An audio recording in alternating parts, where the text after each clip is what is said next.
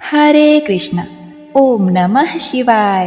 प्रेम से बोलिए ज्योतिया मात की जय। जय हो ज्योति वाहन भगवान। प्रिय भक्तगणों, आज कृष्ण पक्ष अश्विन माह की 9वीं तिथि है और आज महापवित्र ज्योतिया व्रत की पारण का दिन है। प्रिय भक्तगणों, कल की व्रती माताएं बहनें आज की यह पारण कथा को अवश्य ही श्रवण करें ताकि आपका व्रत खर ज्योतिया के साथ पूर्ण हो। इस पवित्र कथा को सुनने मात्र से संतान दीर्घ आयु वाला होता है तथा वंश को बढ़ाता है। तो आज मैं सुना रही हूँ ज्योतिया पारण की बड़ी ही दुर्लभ पवित्र व्रत कथा। तो आप सभी भक्तगण इस कथा को बड़ी श्रद्धा और प्रसन्न चित्त मन से सुनिएगा। बहुत पहले एक राजा था, उसकी 2 रानियां थीं। दोनों रानी के कोई संतान न थी। राजा और रानी सभी मंदिरों में जाकर पूजा किया करते थे और महल में भी पूजा पाठ करते। भगवान से विनती करते करते फिर भी दोनों रानियां मां नहीं बन पाईं। एक बार एक सन्यासी उस राज्य में आए थे। राजा के दरबार में भी खबर पहुंची कि वे सन्यासी बहुत ही महात्मा हैं।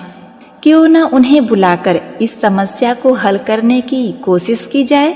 राजा ने कहा कि सन्यासी को आदर सहित महल में बुला लिया जाए। वे महात्मा जब महल में पहुंचे, राजा ने दोनों रानियों से कहा, महात्मा का सत्कार बड़े आदर के साथ होना चाहिए।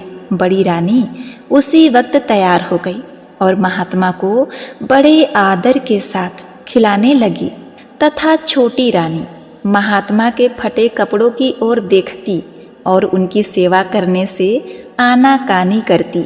छोटी रानी को अपने रूप और रंग का बड़ा घमंड था। कुछ दिनों बाद महात्मा जाने की तैयारी करने लगे। जाने से पहले बड़ी रानी को उन्होंने आशीर्वाद दिया। बड़ी रानी तो बहुत खुश हो गई। अब राजा की बारी आई तो राजा ने उन्हें प्रणाम करते हुए कहा, हे महात्मन, आप तो आशीर्वाद बड़ी रानी को ही दे रहे हैं। आप कुछ ऐसा दीजिए जिससे मुझे समझ में आए कि आपने उन्हें क्या दिया। तब महात्मा ने कहा, हे राजन, आप बड़े ही भोले हैं। मेरा आशीर्वाद दोनों रानियों के साथ है, किंतु जिसने मेरा तन मन से सेवा किया है मैं उसे विशेष आशीर्वाद देता हूँ।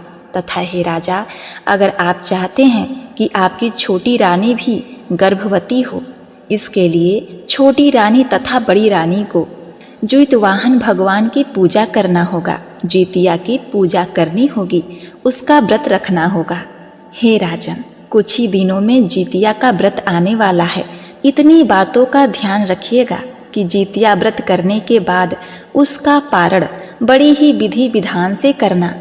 इस ज्योतिया पारण के दिन आप रानी से कहिएगा कि वे अपना ज्योतिया खर रखें, तो आपकी दोनों रानियों का व्रत खर ज्योतिया हो जाएगा और आपका पुत्र दीर्घ आयु होगा। महात्मा ने कहा, हे राजन, मैं आपको 2 फल देता हूँ, इसे आप रानी को दे दीजिएगा, जिससे रानी खाकर गर्भवती हो जाएंगी।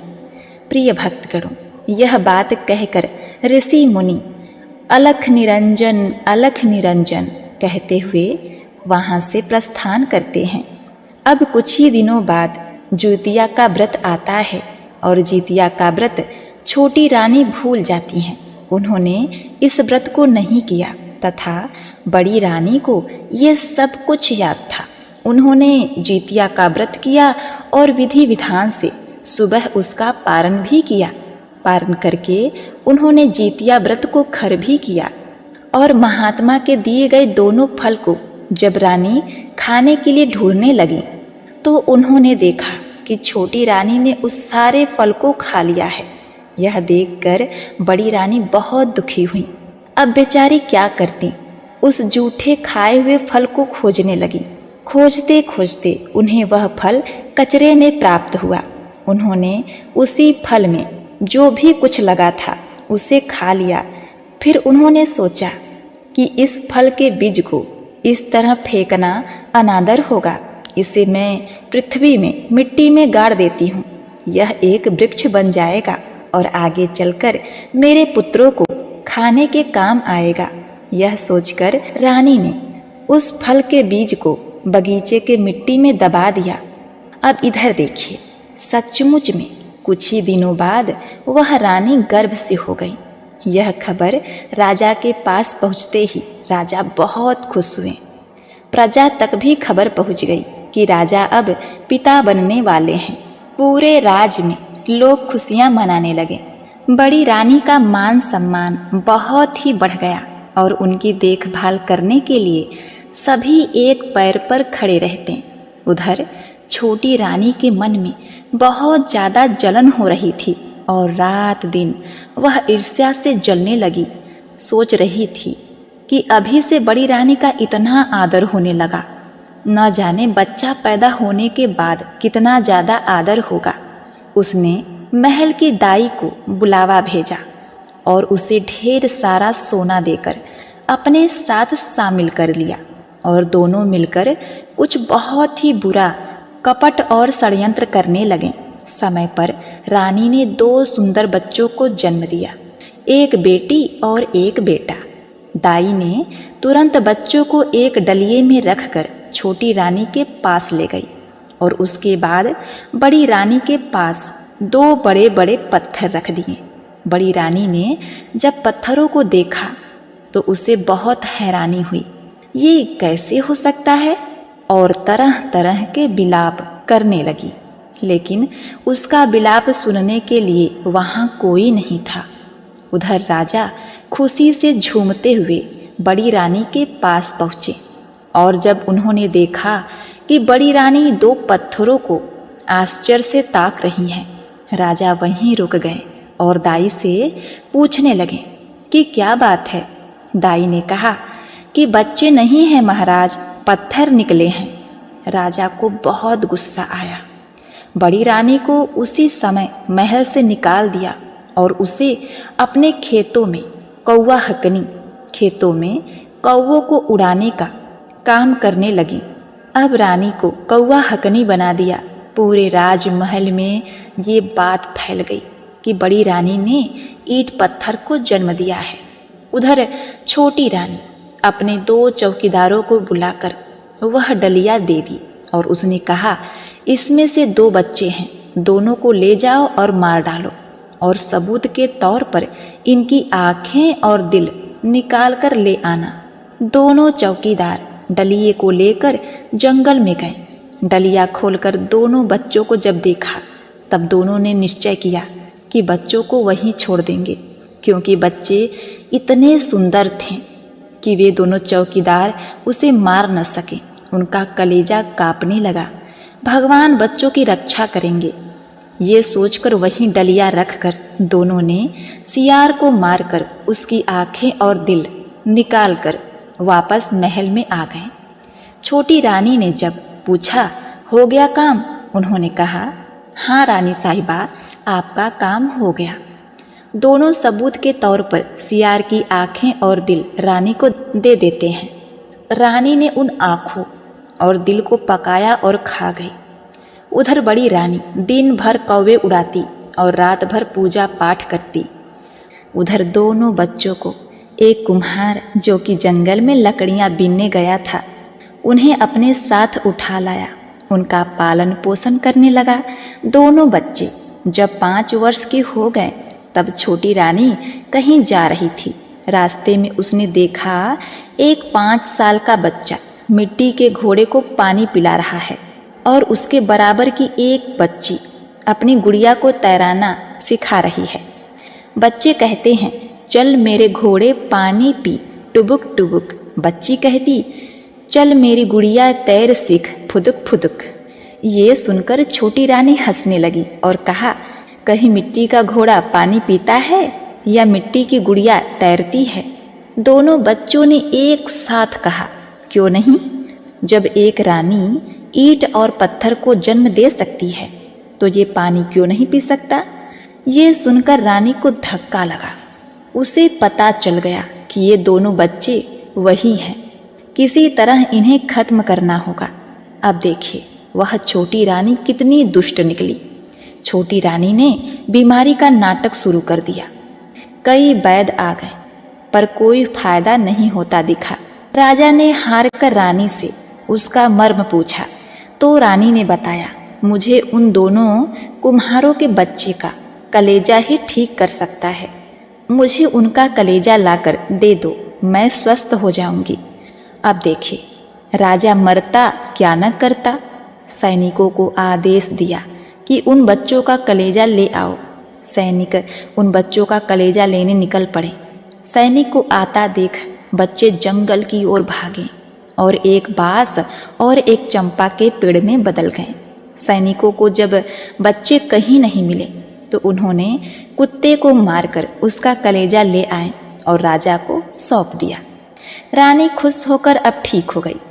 रानी तो कभी बीमार थी ही नहीं, तो वो ठीक तो हो ही जाएगी। अब देखिए रानी हमेशा पूजा करने के लिए फूल लाने सिपाही को भेजती। एक दिन आसपास कोई फूल नहीं मिले। अब सिपाही जंगल से फूल लाने गया। जंगल में सिपाही ने देखा कि बड़े सुंदर चंपा फूल लगे हुए थे। चंपा और बांस का झाड़ आसपास उगे हुए थे। सिपाही फूल तोड़ने के लिए जैसे ही नजदीक गया, चंपा की झाड़ ने कहा, ए भैया बांस। बांस के पेड़ ने कहा, क्या बहनी चंपा। चंपा ने कहा, राजा के सिपाही फूल तोड़ने आ रहे हैं। बांस ने कहा, लग जा बहन आकाश। जैसे ही बांस ने कहा वैसे ही चंपा का झाड़ ऊपर की ओर बढ़ने लगा। बढ़ते बढ़ते वह इतना बढ़ गया कि सैनिक फूल तक नहीं पहुंच पाए। सैनिक आश्चर्यचकित होकर ताकते रह गए। सैनिक दौड़ते हुए सेनापति के पास पहुंचे और उन्हें सारी बात बताई। सेनापति ने विश्वास ही नहीं किया। ये सब क्या कह रहे हो? सैनिक ने कहा, आप एक बार हमारे साथ जंगल चल के तो देखिए। सेनापति सभी सैनिकों को लेकर अपने साथ चल पड़े। जैसे ही सेनापति चंपा और बांस के पास पहुँचे, चंपा ने कहा, ए भैया बांस। बांस ने कहा, क्या बहनी चंपा। चंपा ने कहा, राजा के सैनिक फूल तोड़ने आ रहे हैं। बांस ने कहा, लग जा बहनी आकाश। चंपा का झाड़ बढ़ते बढ़ते और ऊंचे तक पहुंच गया। सेनापति बहुत ही डर गया। दौड़ते दौड़ते वही मंत्री के पास गया। अब मंत्री भी चल पड़े चंपा को देखने के लिए। अब देखिए चंपा को ऊपर से दूर तक दिखाई दे रहा था। उसने दूर से ही देख लिया कि मंत्री जी आ रहे हैं। ए भैया बांस। बांस ने कहा, क्या बहनी चंपा।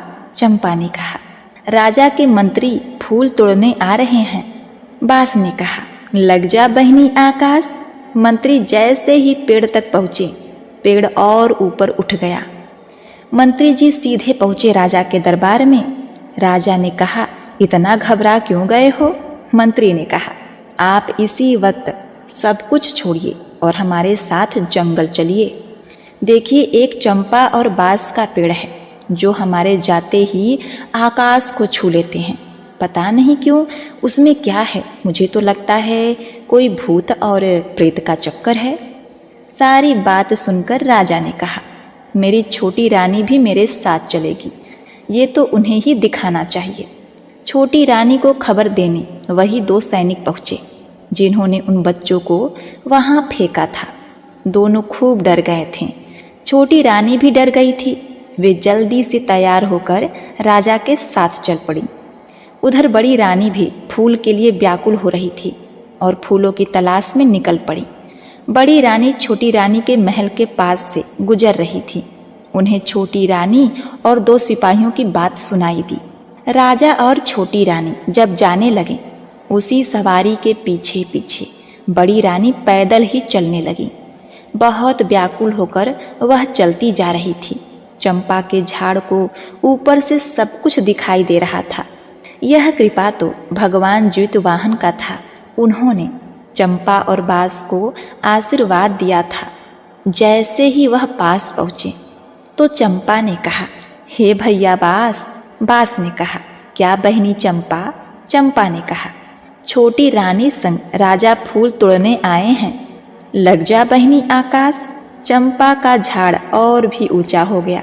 राजा दोनों पेड़ों के पास पहुंचकर पूछने लगे, क्या बात है, तुम दोनों भाई बहन हो, कैसे चंपा और बांस बन गए? उसी वक्त बड़ी रानी वहां आ पहुंची। चंपा ने जोर से कहा, ये भैया बांस। बांस ने कहा, क्या बहनी चंपा? चंपा ने कहा, हमारी माँ, दुखियारी माँ बड़ी रानी फूल तोड़ने आई है, पखारो उनके पांव। चंपा जमीन में झुक गई और बड़ी रानी के पैरों के पास झूमने लगी। साथ साथ बांस का झाड़ भी झुककर बड़ी रानी के पैरों को छूने लगा। इसके बाद चंपा और बांस ने राजा को सारी बात बताई। राजा ने उसी वक्त छोटी रानी को कैद खाने में डलवाने का आदेश दे दिया और बड़ी रानी से उन्होंने क्षमा मांगा। बड़ी रानी बड़े दुख से चंपा और बांस को देख रही थी कि वे दोनों मनुष्य कैसे बनेंगे। बड़ी रानी दोनों के करीब पहुंचकर दोनों से लिपट कर रोने लगी। जैसे ही उनके आंसुओं ने चंपा और बांस को छुआ, चंपा और बांस मनुष्य बन गए। बेटा बेटी को बड़ी रानी ने गले लगा लिया और जाकर रथ में बैठा गई। राजा ने कहा, हे रानी, मुझे क्षमा करना, आप जो कहेंगी मैं तो वही करूँगा, आप कहेंगी तो मैं उसे फांसी की सज़ा दिलाऊंगा। रानी ने कहा, नहीं राजन, आपको ऐसा कुछ नहीं करना है। मैं तो चाहती हूँ जिस प्रकार मैंने इतने दिनों तक खेतों में कौवा हकनी का काम किया है, रानी भी वही काम करे। रानी की इच्छा के अनुसार राजा ने रानी को कौवा हकनी बना दिया और उसे खेतों में कौवे हाँकने का काम सौंप दिया। अब देखिए, राजा ने कहा कि भगवान ज्योतिवाहन की कृपा से हमारे बच्चे आज तक सुरक्षित हैं, क्योंकि आपने इन 5 सालों में ज्योतिवाहन भगवान का पूजा बड़े भक्ति से किया है, उनका व्रत रखा है। ज्योतिया माई ने हमारे बच्चे को जीवन दान दिया है। भवानी माँ हमारे बच्चों की रक्षा करती रही, इसीलिए यहाँ से राज दरबार तक हमारे बच्चे फूलों के सेज पर कदम रखते हुए राजमहल में प्रस्थान करेंगे।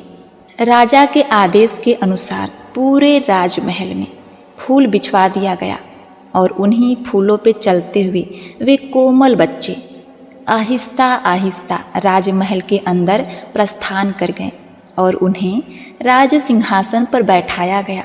उनको नहला धुलाकर, चंदन रोली टीका लगाकर, नए वस्त्र पहनाकर मुकुट धारण कराया गया और उनका तिलक किया गया। अपने बच्चों को अपने पास पाकर राजा बहुत हर्षित हुए। रानी को भी बहुत खुशी हुई। उनके आंखों से तो आंसू थमने का नाम ही नहीं ले रहे थे।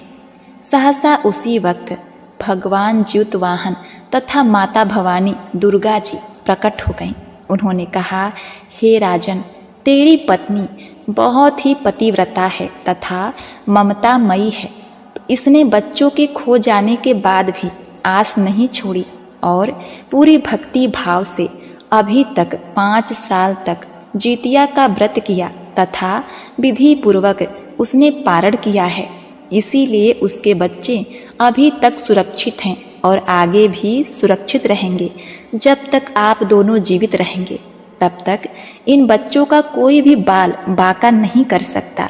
ये हमारा आशीर्वाद है। यह कहकर दुर्गा माँ और ज्योतिवाहन जी वहाँ से अंतर ध्यान हो गए। पूरे राज्य में जय ज्योतिया माँ, जय ज्योतिया माँ, जय हो ज्योतिवाहन भगवान का नारा गूंज उठा और राजा रानी अपने बच्चों के साथ अपना जीवन आनंद से व्यतीत करने लगे। प्रिय भक्तगणों, आप लोग भी प्रेम से बोलिए, जय ज्योतिया माँ, जय हो ज्योतिवाहन भगवान। ओम नमः शिवाय।